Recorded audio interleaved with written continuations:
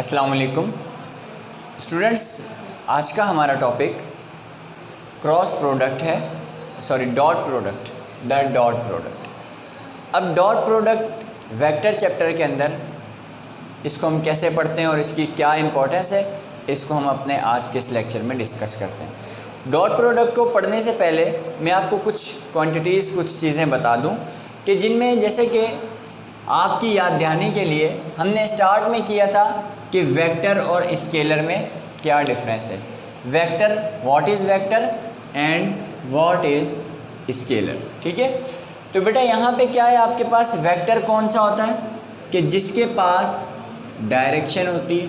ठीक है, इतनी बात आपको याद है कि वेक्टर हमारे पास वो होता है कि जिसके अंदर डायरेक्शन मौजूद होती है। दूसरा प्रोडक्ट। प्रोडक्ट बेटा हम किसे कहते हैं? बेसिकली हम प्रोडक्ट कहते हैं बेटा रिजल्ट को।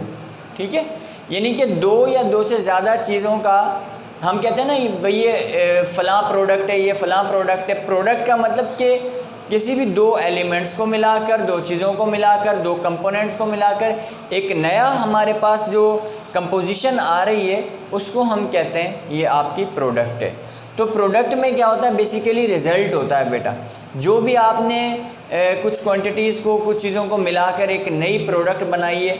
और अगर हम बात करें वेक्टर के अंदर, तो वेक्टर में हम प्रोडक्ट कहते हैं मल्टीप्लिकेशन। वैसे भी हम कहते हैं ना मल्टीप्लिकेशन, यानी कि प्रोडक्ट ऑफ टू नंबर्स। तो दो नंबर्स का जब प्रोडक्ट मीन्स के उन दोनों को हम क्या करते हैं, मल्टीप्लाई करते हैं यहाँ पर। तो बेटा प्रोडक्ट का मतलब होता है रिजल्ट।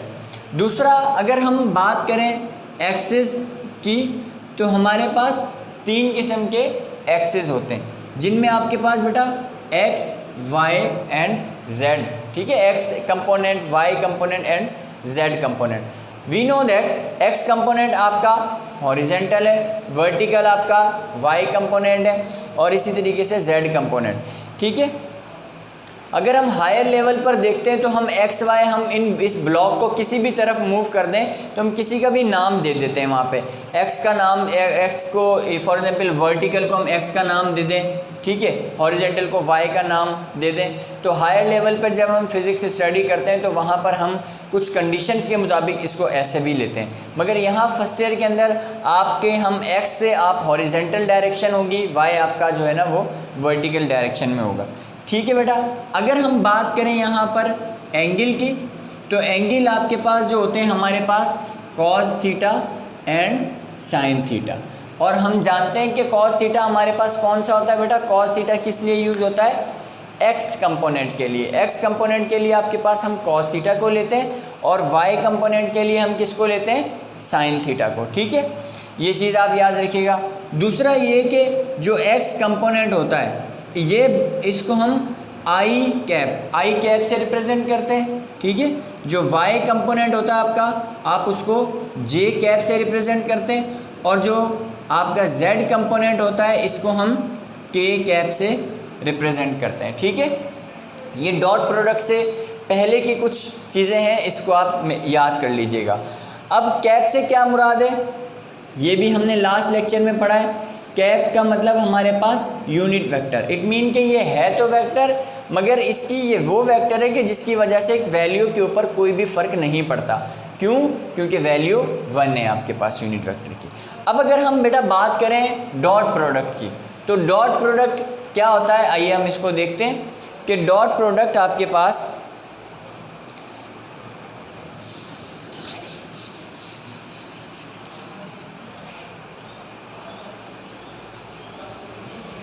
बेटा डॉट प्रोडक्ट जो है इसका हम अगर दूसरा नाम लिखें तो इसको हम स्केलर प्रोडक्ट भी कहते हैं। ये आपके पास डॉट प्रोडक्ट है, इसको हम स्केलर प्रोडक्ट भी कहते हैं। अब स्केलर प्रोडक्ट क्या मतलब हुआ, स्केलर प्रोडक्ट बेटा हमें नाम से बात समझ में आती है कि स्केलर प्रोडक्ट का मतलब ये जो आपके पास प्रोडक्ट मिल रही है, आपका जो आंसर आपको प्रोडक्ट मिल रहा है वो क्या है, एक स्केलर क्वांटिटी है। ठीक है, जैसे कि आपके पास हम यहाँ पर लिख देते हैं कि when we multiply two vectors, जब हम दो वेक्टर्स को मल्टीप्लाई कर देते हैं तो क्या होता है, it's product will be scalar. ऐसा कहाँ होता है बेटा, स्केलर प्रोडक्ट के अंदर, कि जब हम दो वेक्टर्स को मल्टीप्लाई करते हैं तो उनका जो रिज़ल्ट आता है आपके पास, उनका जो मल्टीप्लिकेशन की प्रोडक्ट आती है आपके पास, वो स्केलर होती है। अगर आपको ये क्लियर नज़र नहीं आ रहा तो मैं इसको पढ़ देता हूँ, आप लिख लीजिएगा। When we multiply two vectors its product will be scalar in dot product. When we multiply two vectors its product will be scalar in dot product. तो डॉट प्रोडक्ट में हम दो या दो से ज़्यादा वेक्टर्स को जब हम मल्टीप्लाई करते हैं तो आंसर आपके पास स्केलर आता है। एग्जाम्पल बेटा यहाँ पर हम किसकी लेते हैं, एग्जाम्पल हम लेते हैं बेटा वर्क की, ठीक है, वर्क की यहाँ पे एग्जाम्पल ले लें, और बेटा हम यहाँ पर एग्जाम्पल ले लेते हैं पावर की, ठीक है। अब अगर हम देखें, अब इसी के अकॉर्डिंग इसके और भी रूल्स को हम डिस्कस करेंगे। वर्क जो है, वर्क का फॉर्मूला आपके पास क्या है, W = F.D। इसी तरीके से पावर का फॉर्मूला एक तो W/T है, मगर यहाँ पे हमारे पास power is the product of force and velocity. तो यहाँ पर क्या होता है आपके पास कि फोर्स हमें पता है कि क्या है, एक वेक्टर क्वांटिटी है, और डिस्प्लेसमेंट भी आपके पास क्या है, एक वेक्टर क्वांटिटी है, ठीक है। ये दोनों आपके पास वेक्टर क्वांटिटीज़ हैं, मगर इन दोनों का जो प्रोडक्ट मिल रहा है आपके पास वो क्या है, एक स्केलर प्रोडक्ट है। इट मीन के फोर्स और डिस्प्लेसमेंट को जब हमने मल्टीप्लाई किया तो आपका जो आंसर आया वो क्या आया, स्केलर क्वांटिटी आया, ठीक है। तो इसी तरीके से फोर्स हमारे पास क्या है, यहाँ पर भी एक वेक्टर क्वांटिटी है, क्योंकि फोर्स हमेशा हम किसी न किसी डायरेक्शन की तरफ लगाते हैं, कोई डायरेक्शन होती है फोर्स की। और इसी तरीके से वेलोसिटी, तो वेलोसिटी के अंदर स्पीड और वेलोसिटी में अगर हम देखें तो बेटा स्पीड और वेलोसिटी में क्या डिफरेंस है, मेन डिफरेंस यही है स्केलर एंड वेक्टर का। स्पीड आपके पास स्केलर क्वांटिटी है और वेलोसिटी आपके पास वेक्टर क्वांटिटी है। तो ये भी इसका जो प्रोडक्ट आता है ये आपके पास स्केलर प्रोडक्ट आता है, ठीक है। तो जब आप दो वेक्टर्स को मल्टीप्लाई करें और आंसर आपके पास स्केलर आ रहा है, यहाँ पर भी दो वेक्टर्स को मल्टीप्लाई किया, आंसर आपके पास स्केलर आ गया, इट मीन कि ये आपके पास स्केलर प्रोडक्ट आ गई। अब अगर हम यहाँ पर इसका दूसरा पॉइंट लिखें कि स्केलर पॉइंट में मैक्सिमम वैल्यू कहाँ पर होती है, maximum value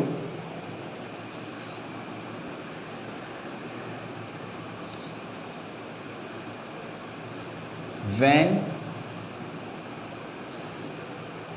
angle is zero. जब मैक्सिमम वैल्यू कब होगी, जब एंगल होगा आपके पास ज़ीरो। फॉर एग्जांपल आप जिस डायरेक्शन में फोर्स लगा रहे हैं डिस्प्लेसमेंट भी उसी डायरेक्शन में कवर हो रहा है।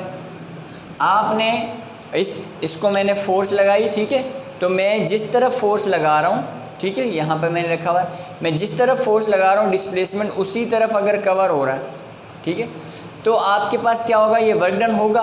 वर्क डन हमारे पास, जैसे हम आगे नेक्स्ट चैप्टर्स के अंदर डिटेल इनकी पढ़ेंगे कि पॉजिटिव नेगेटिव होते हैं आपके पास, कि वर्क अगर आप जिस तरफ फोर्स लगा रहे हो उसी तरफ डिस्प्लेसमेंट कवर हो जाए तो इट मीन कि आपका पॉजिटिव वर्क है, जिस तरफ फोर्स लगा रहे हो अगेंस्ट हो तो इट मीन कि आपका नेगेटिव वर्क है। और ज़ीरो वर्क कब होता है कि जब हम फोर्स लगाते रहें और डिस्प्लेसमेंट वहाँ पर हो ना, तो आपके पास जो वर्क होता है वह ज़ीरो होता है, या फिर आपका एंगल अगर 90 का हो तो वर्क ज़ीरो हो जाता है। तो इट मीन कि यहाँ पे मैक्सिमम वैल्यू डॉट प्रोडक्ट में मैक्सिमम वैल्यू कब होती है कि जब एंगल ज़ीरो का होगा। ज़ीरो का एंगल होने का मतलब क्या है कि जब आपके पास फोर्स एंड डिस्प्लेसमेंट या बोथ ए एंड बी दोनों क्वांटिटीज़, हम कहें कि ए बी और बी ये दोनों वेक्टर क्वांटिटीज़ जब पैरेलल होती हैं, यानी कि दोनों की डायरेक्शन सेम होती है, ठीक है, दोनों की डायरेक्शन जब सेम होगी तो आपका जो डॉट प्रोडक्ट का जो आंसर आएगा, स्केलर प्रोडक्ट का जो आंसर आएगा वो मैक्सिमम आएगा। और दूसरा हम कहते हैं कि मिनिमम हमारे पास मिनिमम, या फिर हम ज़ीरो ही कह दें कि ज़ीरो आंसर कब आएगा आपके पास, प्रोडक्ट आपके पास ज़ीरो कब मिलेगी बेटा, जब एंगल आपके पास होगा 90 का। ठीक है। एंगल 90 होगा तो प्रोडक्ट आपके पास ज़ीरो मिलेगी, या फिर दूसरे लफ्ज़ों में हम यूँ कह दें कि जब एंगल आपके पास, जब दो उनकी जो वैल्यूज़ हैं वो परपेंडिकुलर होंगी, ए और बी आपस में परपेंडिकुलर होगा, तो इसका जो आंसर आएगा आपके पास वो क्या होगा, ज़ीरो होगा। अब आप ये देखें कि कौन सा एंगल 90 पर, मैंने इससे पहले आपको साइन और कॉस दोनों बता दिए, कौन सा एंगल 90 पर ज़ीरो होता है और कौन सा एंगल ज़ीरो पर मैक्सिमम होता है, यानी कि ज़ीरो पर उसकी वैल्यू 1 होती हो, साइन होता है या कॉस होता है। तो बेटा आप जब वैल्यूज़ में देखेंगे तो कॉस 90 की वैल्यू आपके पास आएगी 0 एंड कॉस 0 की वैल्यू आपके पास आएगी 1। इट मीन कि जब आपके पास वैल्यूज़ देखें, जब एंगल 90 का होगा, फॉर एग्जांपल वर्क ज़ीरो कब होता है कि जब मैंने कहा कि जब मैं फोर्स लगाता रहूं और उसके अंदर डिस्प्लेसमेंट कवर ना हो, तो आपका वर्क जो होगा वो ज़ीरो हो जाएगा। या दूसरी कंडीशन कौन सी होती है कि फोर्स और डिस्प्लेसमेंट के अंदर एंगल जो है वो 90 का हो। जब एंगल 90 का होगा, कैसे होगा एंगल 90 का, जैसे कि हम कोई शॉपिंग बैग हाथ में पकड़ा हुआ है, हम उसको हाथ में पकड़ के इस तरीके से जा रहे हैं, ठीक है। अब क्या है कि बेटा फोर्स आप उसको अपवर्ड लगा रहे हैं, ठीक है, फोर्स अपवर्ड लगा रहे हैं, और जो डिस्प्लेसमेंट आप कवर कर रहे हैं वो इस तरीके से कर रहे हैं, ठीक है, एक्स एक्सिस में। फोर्स आपने शॉपिंग बैग पकड़ा हुआ, फोर्स आप अपवर्ड लगा रहे हैं, और जो डिस्प्लेसमेंट आप कवर कर रहे हैं वो इस तरफ कवर कर रहे हैं, यानी कि हॉरिजेंटल डिस्प्लेसमेंट। तो इस कंडीशन में एंगल क्या हो गया आपका बेटा, राइट एंगल बन गया ना, ये 90 का एंगल बन गया। और कॉस 90 आपके पास किसके बराबर होता है बेटा, कॉस 90 बराबर होता है 0 के। तो इसका मतलब ये हुआ कि वेक्टर प्रोडक्ट के अंदर आप जब एंगल 90 का होता है तो वैल्यू 0 हो जाती है, ठीक है।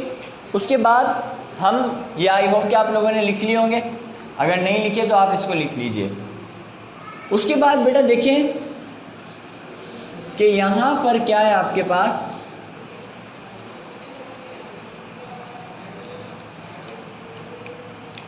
अब जैसे मैंने बताया ना आपके पैरेलल के अंदर वैल्यू मैक्सिमम होती है, तो वही रूल हम यहाँ देखेंगे।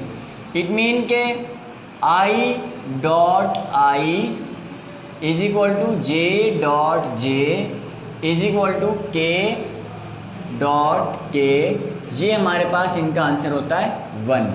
और इसी तरीके से हमारे पास बेटा आई डॉट जे, ठीक है, और जे डॉट के और आई डॉट के, इनका आंसर होता है हमारे पास 0। मतलब कि वैल्यूज़ जब मुख्तलिफ हैं, जैसे कि आपको क्या बताया था, ये जो है एक्स वाली ये कौन सी होती है बेटा आई, ये सारी क्या है जे, और ये क्या है बेटा के हैं। तो इस तरीके से जब वैल्यूज सेम होंगी, पैरेलल, वही वाली बात आ गई, जब वैल्यूज पैरेलल होंगी, आई डॉट आई, जे डॉट जे, के डॉट के, एक दो values a b a b a b, ये दो वैल्यूज जब जो है वो पैरेलल होंगी तो आंसर आपका क्या आ रहा है, क्योंकि एंगल 0 है ना, तो एंगल आंसर 1 आ रहा है मैक्सिमम। और जब वैल्यूज मुख्तलिफ आ गई, I dot J, J dot के, आई डॉट के, इन सब के दरमियान एंगल कौन सा है बेटा, परपेंडिकुलर एंगल है। तो जब परपेंडिकुलर होगा तो हम पिछले पॉइंट में समझ चुके हैं कि परपेंडिकुलर में वैल्यू क्या होगी, 0 होगी। ये इसका पॉइंट है, इसको आप याद रखिएगा। उसके बाद क्या होता है बेटा कि जो आपका हम कहते हैं dot product, dot product obeys commutative law. Dot product जो है वो कम्यूटेटिव लॉ को ओबे करता है। कम्यूटेटिव लॉ हमारे पास क्या है बेटा, A multiply by B is equal to B multiply by A. क्योंकि ये स्केलर क्वांटिटी है ना, तो आपने ए भी ऐसे बनाया हुआ, इसको ए कह दिया, इसको बी कह दिया, और इसी को अगर हम डायरेक्शन को चेंज कर दें, हम ऐसे बना दें, ठीक है, इसको मैं बी कह देता हूँ और इसको ए कह देता हूँ। तो अगर तो दोनों का मैग्नीट्यूड सेम है, 5 2 10 एंड 2 5 भी 10, तो डायरेक्शन के चेंज होने से जाहिर सी बात है, अब a मल्टीप्लाई बाय b कर रहे हैं तो एंगल की डायरेक्शन कोई और बन रही है, और b मल्टीप्लाई बाय एंगल कर रहे हैं, a कर रहे हैं तो एंगल की डायरेक्शन कोई और बन रही है। ठीक है, तो आपके पास क्या है कि क्योंकि ये स्केलर प्रोडक्ट है, इसके डायरेक्शन के चेंज होने से इसके ऊपर कोई फ़र्क नहीं पड़ता, तो इस वजह से ये कम्यूटेटिव लॉ, यहाँ पे मैं एक ही पॉइंट में लिख देता हूँ कि ये कम्यूटेटिव लॉ को ओबे भी करता है, डिस्ट्रीब्यूटिव लॉ को भी ओबे करता है, ठीक है, और एसोसिएटिव लॉ को भी ओबे करता है।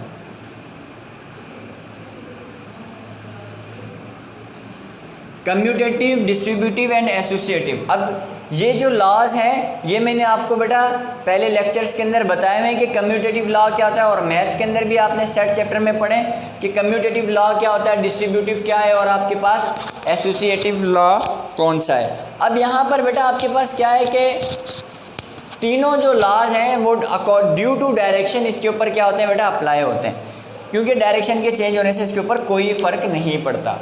एक हम यहाँ पे आखिरी बात ये कर लेते हैं, एंगल बेटा कौन सा यूज़ हो रहा था यहाँ पे, एंगल यूज़ हो रहा था हमारे पास कॉस थीटा का। ठीक है, तो हम क्या करते हैं सिंपली, जैसे कि वर्क का फॉर्मूला एफ इंटू डी।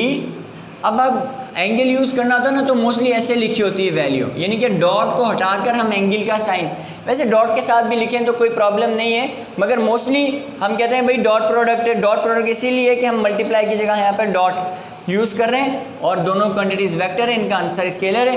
तो आपके पास क्या है कि हम जब एंगल कहीं पर लिखा होता है ना तो यहाँ ऐसे लिखा होगा एफ डी कॉस थीटा या फिर F into D cos theta, तो हम डॉट को हटाकर फिर एंगल का साइन यूज़ करते हैं। ये मतलब इतना ज़्यादा हमारे पास इंपॉर्टेंट नहीं है, अगर ऐसा ना भी करें तो काम चल जाएगा, मगर ये कि हम मोस्टली बुक्स वगैरह में इस तरीके से लिखा होता है, इसलिए मैंने आपको बता दिया।